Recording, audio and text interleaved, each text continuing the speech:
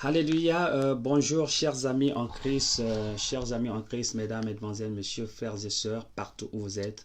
Bienvenue sur notre église en ligne, les ambassadeurs du Christ. Les ambassadeurs du Christ, ça c'est le nom de notre église. Et par la grâce de Dieu, nous venons dans votre maison, dans le confort de votre maison, avec la présence de Dieu vivant, avec la présence du Saint-Esprit. Que partout où vous êtes, peut-être c'est le jour ou encore c'est la nuit ou c'est dans l'après-midi, là où vous êtes en train de nous suivre dans les quatre coins du monde, en Asie, en Amérique, en Australie, en Europe, en Afrique. En tout cas, que la paix de Dieu soit avec vous. Alléluia. Aujourd'hui, nous venons chez vous avec un message de Dieu qu'il a mis dans notre cœur de partager avec vous. Un message très important.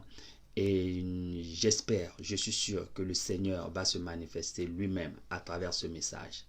Père qui est au ciel éternel des armées, nous te remercions, nous te rendons grâce. Parce que tu es toujours là pour nous et tu es toujours là avec nous.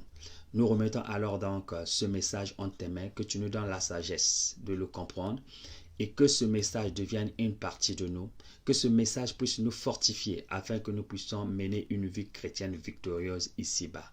Que ton nom soit sanctifié. Amen.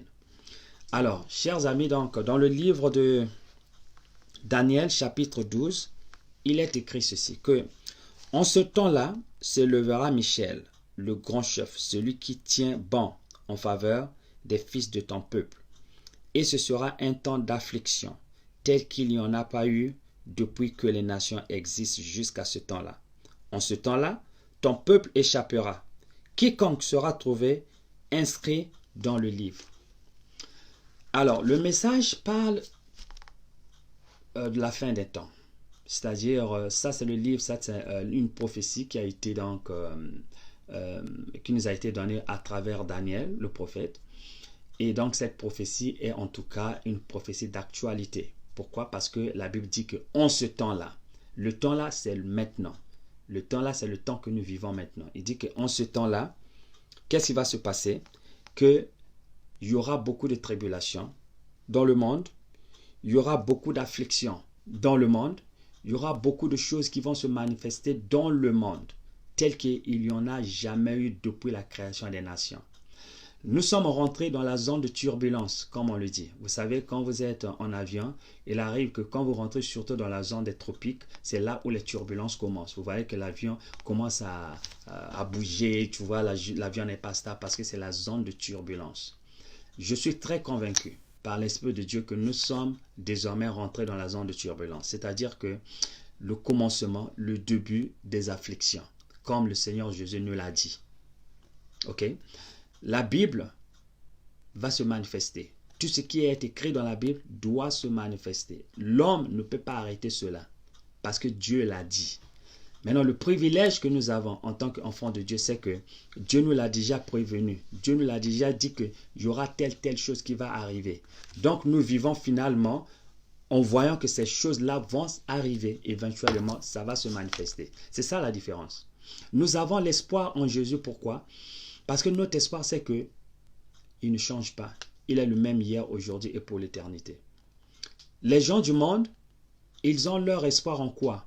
Le matin, quand ils se lèvent, ils vont voir leur compte bancaire. Ils disent que ah, voilà, j'ai encore de l'argent, ça va me soutenir pour tant de jours. Ça, c'est là où place leur espoir. Quand ils se lèvent le matin, ils vont regarder dans le frigo. Oh, il y a encore à manger. Voilà. Quand ils se lèvent le matin, ils regardent, oh voilà, ma voiture, elle fonctionne, tout va bien. Donc, ils mettent leur espoir dans les choses naturelles, dans les choses mondaines. C'est là où se trouve leur espoir. Toi et moi, notre espoir se trouve dans le Seigneur. Quand tu te lèves le matin, tu regardes, oh Dieu est toujours assis sur le trône. Alléluia. Je sais que les choses iront mieux. Quand tu es en train de marcher, tu sais que oh Dieu est de mes côtés. Alléluia. Même s'il n'y a rien dans le frigo, je sais que Dieu va pourvoir à mes besoins. Alléluia. Oui, même si les choses sont difficiles, on sait que le Seigneur va toujours, pour ceux qui l'aiment, il va toujours ouvrir les portes. Il y a toujours une opportunité que Dieu va nous donner pour pouvoir changer la situation. Donc c'est un peu ça la différence. Mais ce qui est sûr, c'est que la parole de Dieu doit s'accomplir. Alors ici, il dit que les choses, il y aura des afflictions. Nous sommes rentrés dans ce moment-là. Au moment où je vous parle, le monde entier est secoué par la crise causée par le Covid-19. Le monde entier est secoué. La grande Amérique est secouée par ce même fléau. L'Europe est secouée par ce même fléau. En Asie, pareil. Nous ne savons pas ce qui va arriver demain. Comment seront les économies du monde si et seulement si on arrivait à sortir de ce Covid-19? Les choses ne seront plus les mêmes. La fondation même de la société a été secouée. Donc les choses vont changer, chers amis. Mais il nous donne de l'espoir. Il dit ceci: en ce temps-là, ton peuple échappera. Si ton peuple échappera, ça veut dire que au moment où nous vivons là, les gens qui vont s'échapper, ce sont ceux-là qui appartiennent à Dieu. Ce sont eux qui vont s'échapper. C'est toi et moi qui sommes les fils de Dieu qui vont s'échapper des afflictions de ce monde. Pourquoi? Parce que nous avons notre espoir dans le Seigneur. Notre espoir n'est pas dans les choses visibles, mais c'est dans les choses invisibles, dans la main invisible de Dieu. Il y a une main invisible de Dieu, éternelle, qui est autour de toi que tu ne vois pas. C'est là où se trouve notre espoir. C'est là où se trouve notre joie. Parce que cette main invisible est autour de nous. Parce que cette main invisible a été adressée pour nous soutenir. Parce que cette main invisible, elle va devant nous pour ouvrir toutes les portes. C'est là où se trouve notre espoir. C'est là où se trouve notre confiance. C'est là où se trouve notre joie. Les gens du monde, ils n'ont pas cela. Voilà pourquoi ils s'attardent sur les choses de ce monde-là. Mais nous, nous avons une autre espoir. Il dit que son peuple sera sauvé. Son peuple échappera des afflictions. Oui, mais son peuple, c'est un très petit peuple de Dieu. Parce que la Bible dit que nombreux sont appelés, mais seulement très peu sont choisis. Ceux qui sont choisis, c'est le peuple de Dieu. C'est vrai, Dieu veut que tout le monde soit sauvé. Mais malheureusement, ce n'est pas tout le monde qui sera sauvé. Pourquoi? Parce que le diable a réussi à pouvoir subjuguer ou à pouvoir maintenir certains parmi nous dans l'emprisonnement. Il a réussi à les éblouir, il a réussi à les tromper. Il les a entraînés dans la tromperie, voilà pourquoi ils ont perdu le chemin. Mais ceux qui restent fermes dans le Seigneur, c'est le peuple de Dieu qui sera sauvé. Alors, quel est ce peuple qui échappera? Comment vas-tu t'échapper? Il dit ceci: quiconque sera trouvé inscrit dans le livre.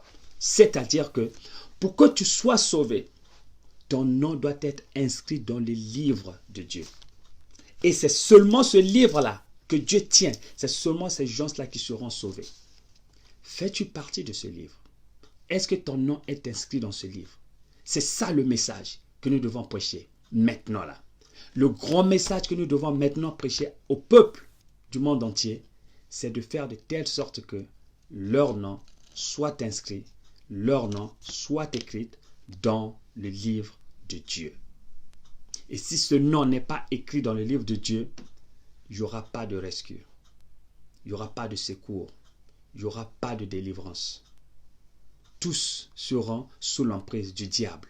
Seulement ceux qui, dont le nom est écrit, ceux-là seront sous l'emprise de Dieu et Dieu va les protéger. Ma prière aujourd'hui, c'est que ton nom puisse être écrit dans le livre de la vie.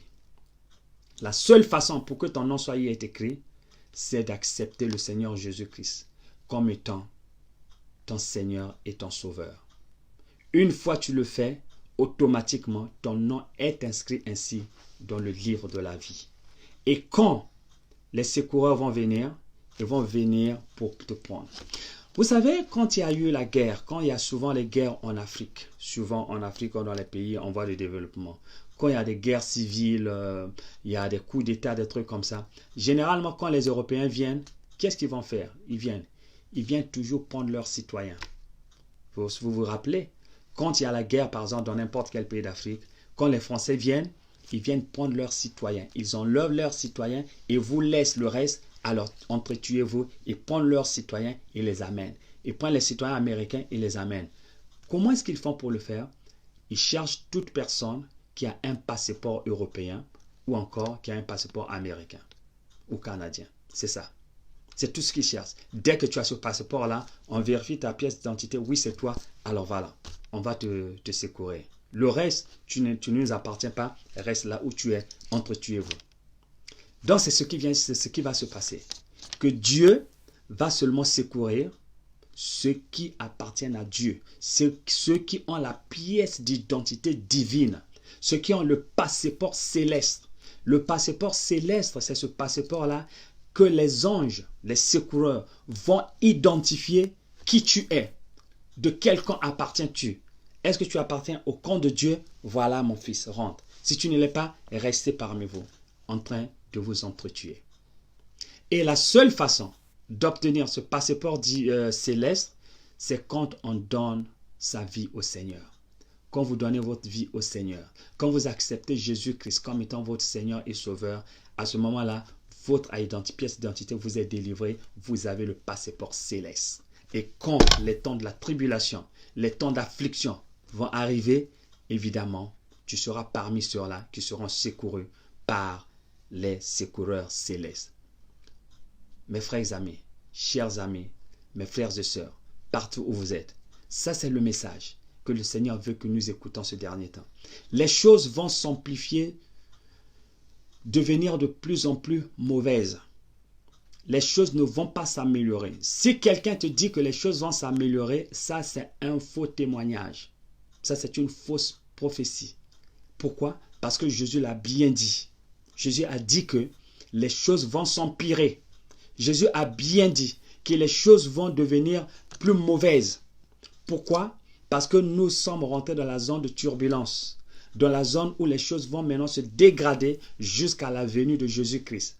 Et c'est pendant ce temps-là que l'Église, le rôle de l'Église maintenant, c'est de prêcher le message du salut, le message du salut, que les gens soient sauvés, que les âmes soient sauvées.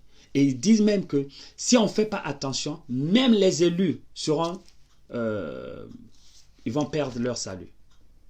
Tu vois, ils vont perdre leur salut si on ne fait pas attention. Donc c'est le moment où les élus, c'est-à-dire que quand ton nom est déjà écrit dans le livre de la vie, c'est le moment de s'y rapprocher de Dieu. C'est le moment de s'accrocher au Seigneur afin que tu ne puisses pas perdre ton salut.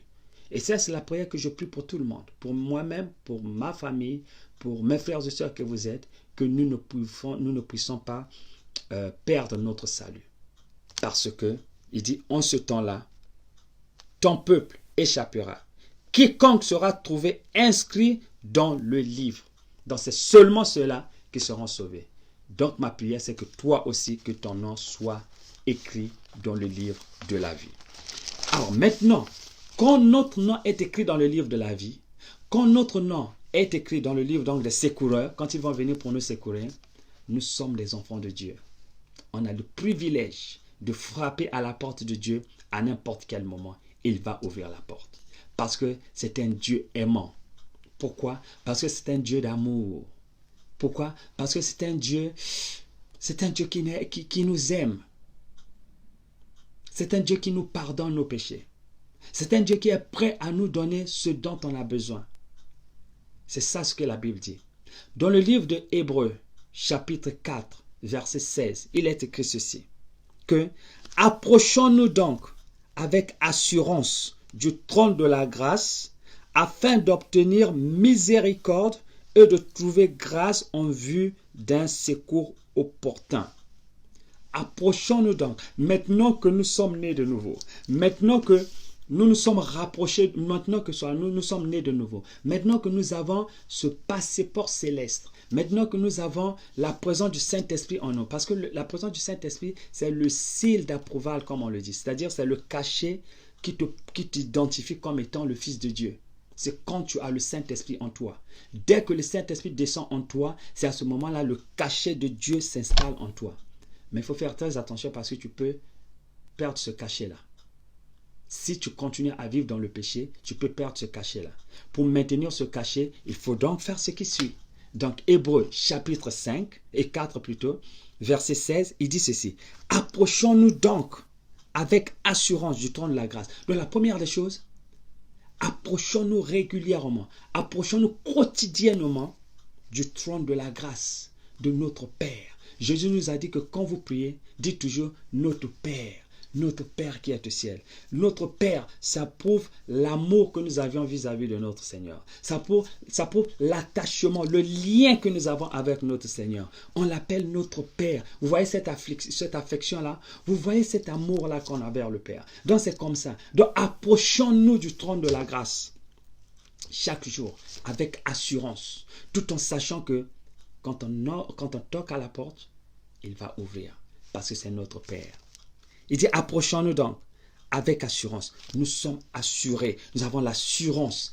Dès qu'on approche, il va nous ouvrir les portes. Dès qu'il nous voit bondir ce passeport céleste, il sait que, ah tiens, ça c'est mon fils qui arrive. Je vois le passeport de loin, je vois qu'il m'appartient. Je vois la pièce d'identité. Ouvrez-lui la porte. La porte est grandement ouverte parce que tu viens chez ton Père. Avec assurance. L'assurance dit qu'il va toujours te recevoir. L'assurance dit qu'il va toujours t'écouter. L'assurance dit qu'il va toujours donner ce dont tu as besoin. Ça, c'est l'assurance qu'on a quand on s'approche du trône de la grâce. Il dit quand on s'approche de ce trône de la grâce, qu'est-ce qu'on obtient? On obtient miséricorde. On obtient miséricorde. Quand on s'approche de Dieu, avec assurance, en sachant qu'il va nous écouter, il va nous ouvrir la porte, il va nous recevoir. On va obtenir le pardon de nos péchés. On va obtenir la miséricorde de Dieu. Il va nous pardonner. Vous savez, on a l'impression que l'amour de Dieu grandit plus quand il voit les pécheurs. Plus tu es dans le péché, c'est comme si l'amour de Dieu grandit. C'est-à-dire que Dieu a pitié de toi. Il veut te secourir de ton péché-là. Parce qu'il sait qu'en te laissant dans ce péché-là, tu vas disparaître. Tu vas te perdre. Voilà pourquoi cet amour-là grandit en lui. Il commence à t'aimer plus parce qu'il veut te secourir de là. Mais cela ne veut pas dire que nous devons vivre dans le péché pour que l'amour de Dieu puisse continuer. Non, bien au contraire. Mais ce qui est sûr, c'est que quand on ne sait pas, quand on tombe dans le péché sans le savoir, l'amour de Dieu, on a l'impression qu'il grandit encore vis-à-vis de nous, que cet amour-là s'étend vers nous pour pouvoir nous secourir. Pourquoi? Parce qu'il a pitié de nous. Parce qu'il ne veut pas nous perdre. Parce qu'il ne veut pas que nous puissions tomber dans l'enfer. Voilà pourquoi il dit que quand on s'approche de ce trône, du trône de Dieu, qu'est-ce qu'on obtient? On obtient miséricorde de Dieu. On obtient le pardon de nos péchés. Peut-être que tu as fait quelque chose de mauvais. Dieu ne te condamne pas. C'est toi qui te condamnes toi-même. C'est ta conscience qui te condamne. Mais parfois, c'est le diable qui met ça dans ta tête pour te condamner, afin que tu puisses t'éloigner de Dieu. Mais quand tu es tombé dans le péché, quelle que soit la nature du péché, la première des choses, c'est que tu as un Père qui est au ciel. C'est que tu appartiens à ce peuple-là qui sera secouru par Dieu. C'est que tu peux approcher son trône pour déballer tes péchés devant lui, pour ouvrir ton cœur devant lui, afin que tu puisses obtenir miséricorde, afin que tu puisses obtenir le pardon, l'effacement, l'épongement de tous ces péchés-là. Dieu va éponger ça avec le sang de Jésus-Christ et il ne va plus s'en souvenir. C'est ça la grâce qu'on doit obtenir de Dieu. Donc, chers amis, approchons-nous pour obtenir la grâce, la miséricorde. Et quoi encore? C'est d'obtenir grâce en vue d'un secours opportun. C'est-à-dire que la grâce que Dieu nous donne après avoir effacé nos péchés, c'est une grâce, c'est une faveur qu'on ne mérite pas. Il nous donne une faveur divine. Tu vois, les gens prient toujours, Dieu donne-moi la faveur, Dieu donne-moi la faveur. Mais je vous dis qu'on ne prie pas pour la faveur. Tout ce qu'on doit obtenir, on s'approche du trône de Dieu.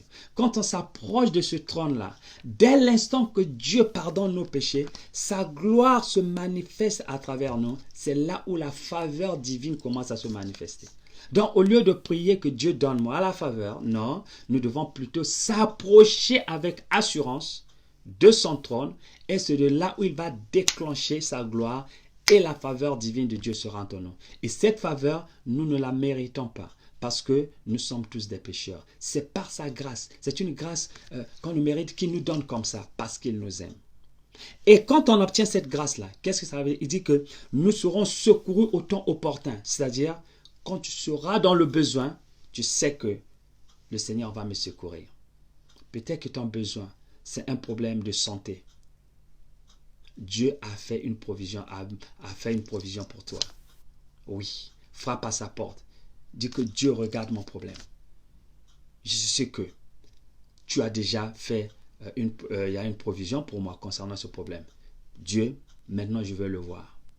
Peut-être que ton besoin, c'est un besoin financier, matériel. La même chose, approche-toi de Dieu. La Bible nous dit que Jésus est la sagesse et la puissance de Dieu. La sagesse pour quoi faire? La sagesse pour acquérir le bien matériel, tout ce dont tu as besoin. Approche-toi de lui. Il est là pour ça. Peut-être que ton besoin, c'est un besoin d'amour dans la famille, dans le mariage, avec tes frères et sœurs peut-être. Approche-toi de Dieu, tout en sachant que Dieu est un Dieu d'amour. Dieu est un Dieu d'unité. Dieu est un Dieu d'union. Dieu n'apporte jamais les querelles. Dieu n'apporte jamais les divisions. Dès que tu vois les gens commencent à se quereller, commencent à se diviser, le diable est en activité. Il faut le savoir, c'est l'activité du diable de toujours séparer. Pourquoi il sépare? Parce qu'il vient pour vous. Quand vous êtes en train de vous battre, vous êtes distrait. Il vous vole tout ce qui vous appartient. Il vous distrait, il vole, il tue et il détruit. Et il s'en va. Voilà. À chaque instant, vous voyez quelqu'un qui opère toujours dans la division. Cette personne est du diable. C'est une personne qui vient pour diviser afin qu'il puisse régner. Donc, il vous divise et il prend ce qui vous appartient et vous ne le savez pas. Quand il va partir, quand elle va partir, la personne, vous vous rendez compte que, ah tiens, voilà ce qui s'est passé. C'est comme ça que le diable opère. Dieu opère toujours dans l'unité, dans l'amour. Et Dieu est là pour nous secourir. Chers amis, ça c'est le message que je voulais partager avec vous ce soir. Et c'est cet après-midi pour ceux qui sont en Europe, ou encore ce matin pour ceux qui sont en Amérique, ou encore ce soir pour ceux qui sont en Asie. Que le moment est arrivé où les choses vont s'empirer, il y aura beaucoup d'afflictions, mais Dieu va seulement secourir ce qui lui appartiennent. Ceux-là, ce sont ces enfants dont le nom est inscrit dans le livre de la vie. Alors, efforcez-vous à ce que votre nom y soit inscrit. Et voilà pourquoi maintenant je vous appelle partout où vous êtes. Peut-être que vous n'avez jamais accepté Jésus-Christ dans votre cœur. Peut-être que vous partez à l'église, mais vous ne savez pas réellement qu'est-ce que cela veut dire. Accepter Jésus-Christ, ça veut dire que devenir né de nouveau. Et quand on devient né de nouveau, c'est le moment où l'Esprit de Dieu va descendre en vous et met le cachet là, le cachet qui symbolise que vous appartenez maintenant à l'écurie de Dieu, que vous appartenez maintenant à l'équipe de Dieu, que vous faites partie maintenant de la cour de Dieu. Voilà. Donc c'est la présence du Saint-Esprit. Et c'est très simple. C'est tout simplement en acceptant Jésus-Christ. Donc je veux que vous priez avec moi cette prière. Dis, Père qui es au ciel, me voici devant toi, aussi pécheur que je suis. Pardonne-moi tous mes péchés. Père, tu m'as promis que si je confesse mes péchés, tu vas me les pardonner. Je suis content que tu as écouté ma prière. Maintenant, Père, que mon nom soit inscrit dans le livre de la vie. Je déclare entre la terre et le ciel que je suis né de nouveau. Je suis un fils de Dieu. J'appartiens au royaume de Dieu. Je suis assis avec le Seigneur Jésus-Christ dans les lieux célestes. À partir d'aujourd'hui, je porte sur moi la marque de Jésus-Christ, la marque du Saint-Esprit. Je déclare que mon nom est écrit, est inscrit dans le livre de la vie. Je suis né de nouveau. Alléluia. Amen. Voilà. Comme tu as fait cette prière-là, ton nom a été enregistré. Désormais, tu appartiens au royaume de Dieu. Désormais, tu es fils de Dieu. Quand les tribulations, quand les calamités, quand les afflictions vont frapper à la porte, c'est que tu as un secoureur. Le Seigneur est avec toi. Le Seigneur est pour toi. Il va veiller sur toi nuit et jour. Que son nom soit glorifié parmi nous. Que le Seigneur soit avec toi. Que le Seigneur soit avec vous. Que le Seigneur soit pour vous partout où vous êtes. Ça, c'est le message que j'ai tenu à partager avec vous. Alors, prière de la partager. Je vos frères et sœurs, dites-leur que c'est le moment ou jamais de se rattacher vers le Seigneur. Que le Seigneur vous garde. Que la paix de Dieu soit dans vos maisons. Que l'amour de Dieu soit avec vous. In Jesus' name, on a ainsi prié. Amen. Alléluia. Voilà donc, chers amis, c'est tout ce qu'on voulait partager avec vous ce soir, cet après-midi ou ce matin. Alors, on se retrouve encore le dimanche prochain à la même heure, 12h heure britannique. Que le bon Dieu vous garde partout où vous êtes. Au revoir.